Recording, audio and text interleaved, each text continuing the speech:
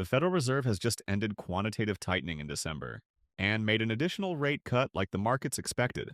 What did come as a surprise was what followed almost immediately. The Fed authorizing new purchases of U.S. Treasury bills just days after QT ended, basically injecting liquidity back into the system, reinitiating QE, and starting money printing again. That single decision changes the entire backdrop.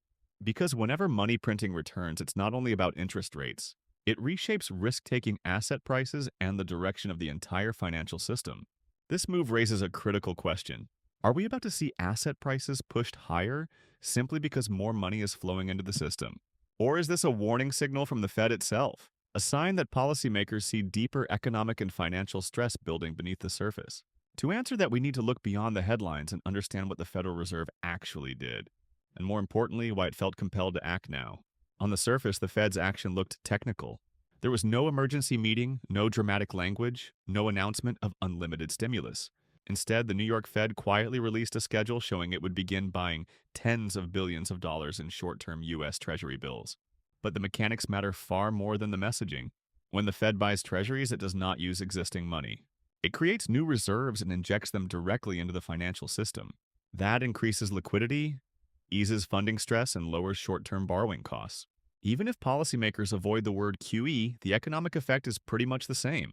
Liquidity is the most powerful force in modern markets.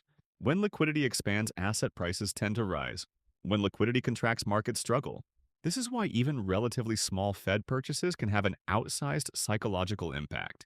Markets are forward-looking. They respond not just to what the Fed does today, but to what it signals about future policy. And restarting Treasury purchases sends a very clear signal. Balance sheet support is back on the table. To understand why the Fed stepped in, we need to look at how the U.S. government finances itself. The federal government runs large and persistent deficits, spending more than it collects in taxes, and it covers that gap by issuing Treasury securities of various maturities. That financing depends on steady demand from banks, funds, foreign buyers, and other institutions. And it also depends on healthy levels of reserves in the banking system. If demand for treasuries or short-term funding changes, or if reserves become scarce, liquidity and money markets can tighten. When liquidity tightens, short-term borrowing costs can jump. Funding markets can become unstable, and stress can spread through the financial system faster than most people expect. We've seen similar stress before. In September 2019, well before the pandemic, money markets experienced a sharp spike in overnight repo rates. This was driven by a convergence of factors: large treasury issuance and tax-related cash outflows that temporarily increased demand for funding, combined with relatively low levels of bank reserves after years of balance sheet reduction, and regulatory constraints that made banks less willing to lend reserves. The result was a sudden shortage of available cash in the repo market, and rates surged as a result. The Federal Reserve stepped in almost immediately with large repo operations to stabilize conditions and provide the liquidity the system needed. That episode showed how quickly short-term funding markets can become stressed, and it demonstrated why the Fed remains vigilant about liquidity conditions today. This brings us to the deeper issue. The U.S. deficit problem is not cyclical, it's structural. For decades, spending commitments have grown faster than revenues. Healthcare, social programs, defense, and interest payments all contribute. But interest costs have now become one of the largest pressures on the system. Roughly $1 trillion per year is spent just servicing existing debt. That money doesn't improve productivity or grow the economy.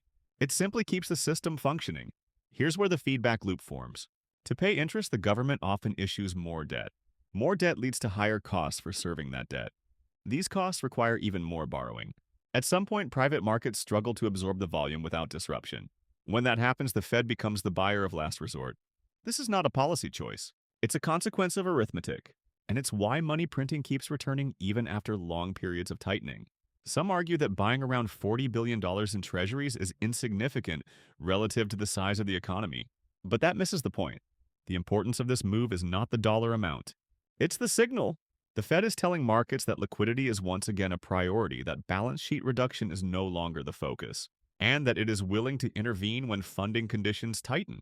That changes behavior across the system.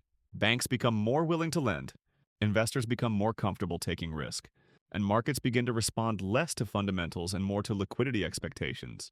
This is how asset prices start moving higher. Not in a straight line, but through a gradual shift in incentives. Liquidity doesn't cause immediate euphoria. It quietly pushes markets into positions that later look obvious in hindsight. But liquidity always comes with a cost. When money supply grows faster than real economic output, purchasing power erodes. Inflation does not appear instantly, but it almost always follows. We saw this clearly in 2020 and 2021. Massive liquidity injections stabilized markets quickly, but they also laid the groundwork for the inflation surge that followed.